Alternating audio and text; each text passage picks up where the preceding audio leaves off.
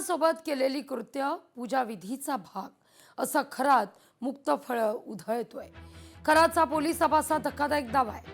खराच्या दाव्यावर आता नाशिकमधल्या साधू महंत पुरोहित नाराज आहेत। खराचा तंत्रविधी आणि धर्माशी काहीही संबंध नाही असं म्हणत साधू महंतांनी आक्षेप घेतलाय।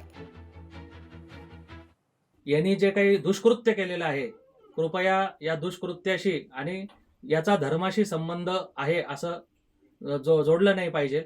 याचं मुख्य कारण म्हणजे तंत्र मंत्र यंत्र हे जे सगळे महाशास्त्र लिहिलेले आहे, याच्यापैकी खरातनी जे काही केलेलं आहे, जे आमच्यापर्यंत आलेलं आहे, जे आम्ही बघितलेलं आहे, त्याचा 0.01% सुद्धा त्यांनी जीवनामध्ये अवलंब केलेला नाहीये।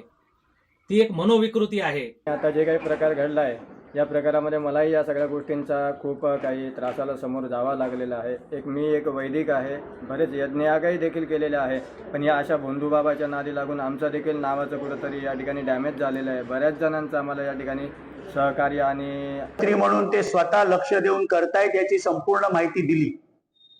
भोंदूबाबा कॅप्टन अशोक खरात याला मदत करणाऱ्या प्रत्यक्ष अप्रत्यक्ष प्रत्येक व्यक्तीची चौकशी होईल व त्याच्यावर कठोर कारवाई केली जाईल, अशा प्रकारची स्पष्ट भूमिका ही महायुतीच्या सरकारची आहे। लोकशाही मराठी ऐका, पहा, जागरूक रहा।